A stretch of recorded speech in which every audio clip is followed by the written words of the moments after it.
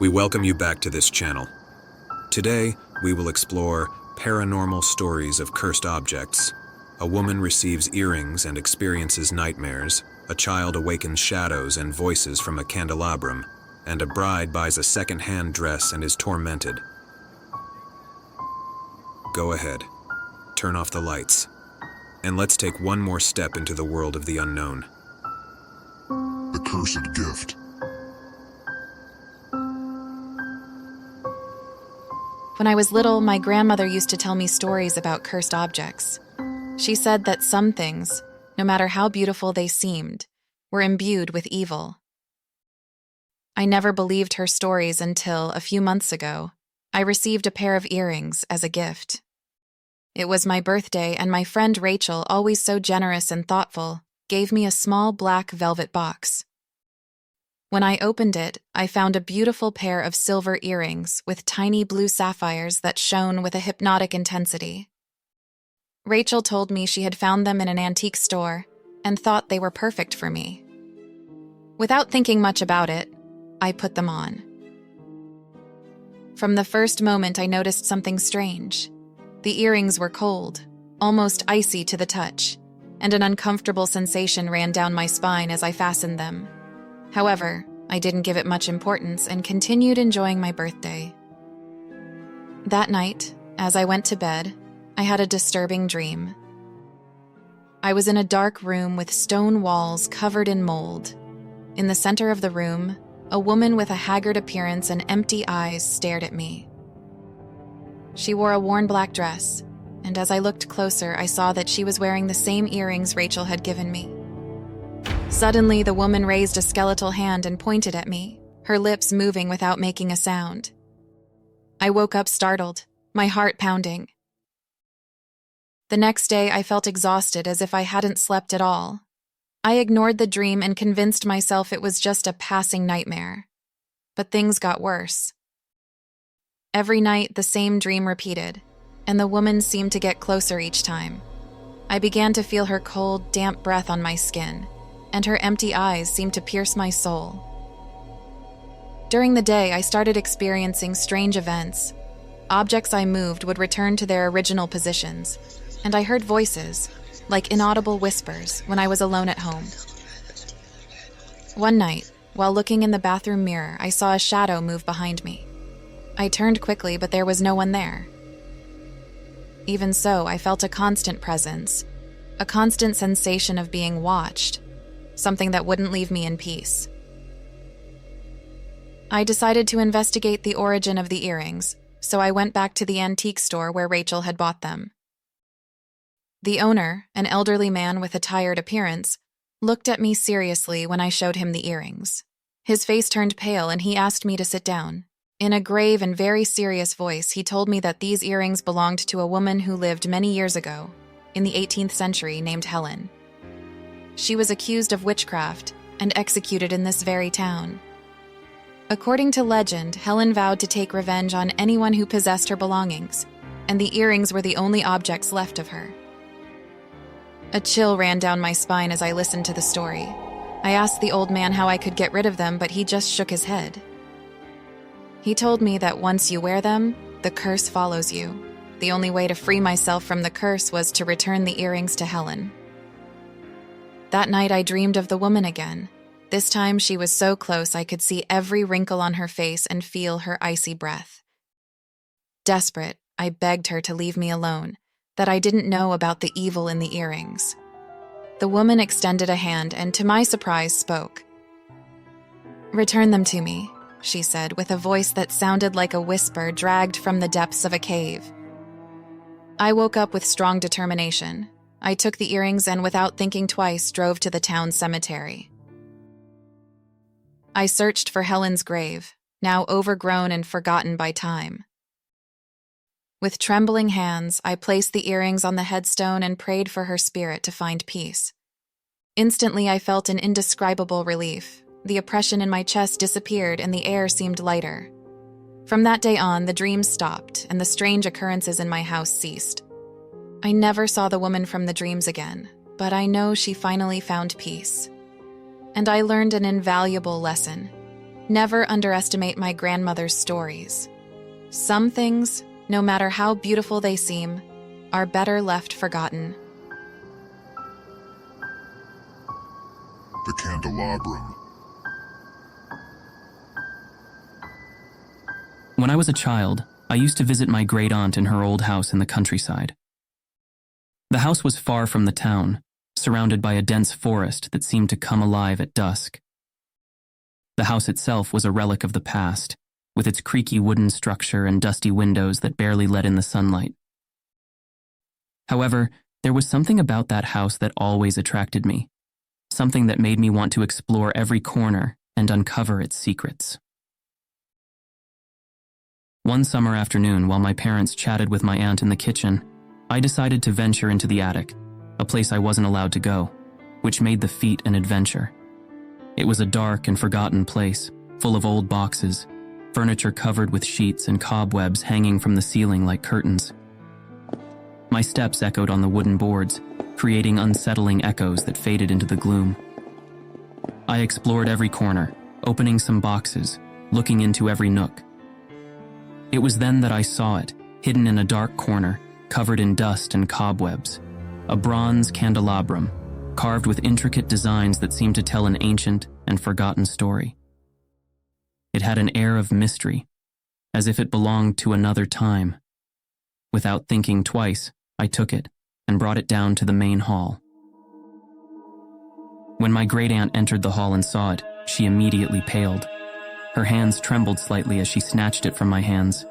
I couldn't understand what was happening. "This candelabrum shouldn't be here," she said in a trembling but very firm voice. Without further explanation, she stored it in a cabinet and locked the door. That night, curiosity didn't let me sleep. My aunt's words had left me uneasy. Her reaction made my interest in the candelabrum even greater. I waited until everyone in the house was asleep, and stealthily, I slipped to the cabinet. I forced the lock with a hairpin I found in the bathroom and finally retrieved it.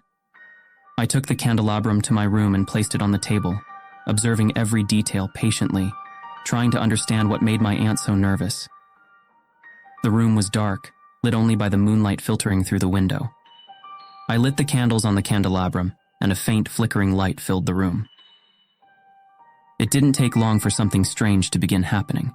The shadows on the walls seemed to move on their own, forming grotesque and deformed figures. I felt a chill run down my spine, and a barely audible whisper filled the room. "Free us," the voices said, repeating together. "Free us." They were barely perceptible but unmistakable.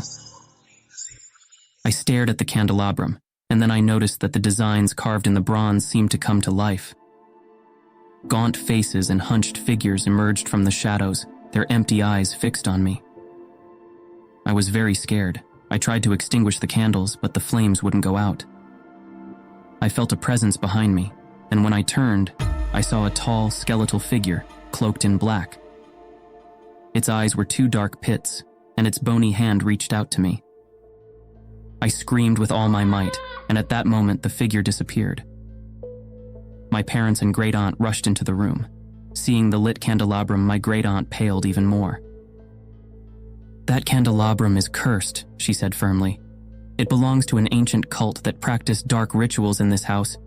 We should have gotten rid of it a long time ago." They took the candelabrum and, that same night, took it to the forest. They buried it in a clearing, far from the house. Since then, we never spoke of what happened. My great-aunt's house was sold shortly after, and our family never returned. Years later, I still wonder what would have happened if I hadn't found that candelabrum. The shadows and voices continue to haunt my dreams, reminding me that there are things in this world better left forgotten. And every time I see a lit candle, I can't help but feel a chill, remembering that night in my great-aunt's old house. The Eternal Bride. I had always dreamed of my wedding day with the perfect dress and the ideal ceremony. When I got engaged to Andrew, those dreams became tangible. However, with the wedding expenses piling up, I decided to look for more economical alternatives for the dress. That's how I ended up in a small secondhand shop. Among racks and shelves full of old clothes, I saw a wedding dress that immediately caught my eye. It was beautiful, though of an antique style, with detailed lace and a long train that dragged on the floor. I tried it on and felt like a princess. There was no doubt this would be my dress. I bought it without thinking too much about its provenance. Once at home, I researched a bit more about the shop and its history. I discovered that the dress had belonged to a young woman named Claire, whose fiancé had tragically died in an accident the day before their wedding. Devastated, Claire took her own life wearing the same dress she never got to wear at the altar. The story shocked me, but I didn't believe in superstitions. I was too happy with my discovery of that beautiful dress. The first night the dress was in my house, I slept restlessly. I woke up several times with the sensation that someone was watching me, but I attributed it to the stress and pre-wedding nerves. Each night, the dreams became more intense. One night, I dreamed of Claire, a pale and desolate woman walking in her wedding dress. Her face showed infinite sadness, and her empty eyes seemed to pierce through me. I woke up in a cold sweat, with the echo of a cry that seemed to come from the dress, now hanging in my closet. As the wedding day approached, the paranormal events intensified. I felt a constant presence around me. One night, while Andrew was working late, I heard a whisper in my ear. It was a female voice, soft but full of anguish. "It's not yours, give it back." I screamed and ran out of the room, trembling with fear. The following nights were a true nightmare. Early one morning, I woke up with a jolt and saw her. Claire was standing at the foot of my bed. Her figure was ethereal, translucent, but unmistakably real. Her skin was cadaverous white, her eyes sunken into dark hollows that seemed endless. Her lips, thin and dry, were curved in a grimace of pain and despair. She wore the wedding dress, dirty and torn. I tried to scream, but no sound came out. Terror paralyzed me, as if my body had stopped responding.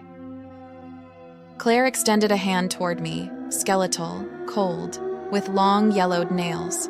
I could feel the air around me freezing. "It's not yours," she murmured again, echoing throughout the room. I couldn't look away from those empty eyes. I felt an indescribable panic, a mixture of terror and pity. I knew I wouldn't find peace until I returned the dress. Claire's vision slowly faded, but the cold and fear remained in the room long after she was gone. I decided to investigate more about Claire and her dress. I spoke with the shop owner, an old man who seemed to know more than he wanted to admit.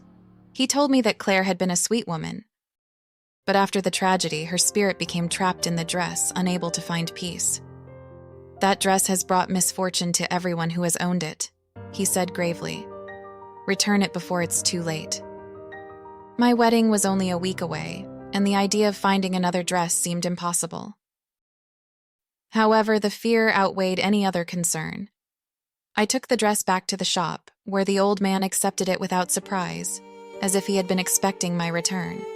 "I hope you find another dress and that your wedding is happy," he said, almost as a warning. From that moment on, the paranormal events ceased. I bought a new dress, simple but pretty, and my wedding with Andrew was perfect. However, I will never forget those dark days and Claire's presence. Sometimes at night when the wind blows hard, I think I hear her voice whispering, reminding me of the story of love and tragedy trapped in that dress. I know the dress is still there, in that small shop, waiting for the next person to be drawn to it. Thank you for journeying with us through the dark passages of these stories. If you enjoyed them, give us a like, share, and subscribe so you don't miss more tales of terror. Until next time, where fear will once again be your companion.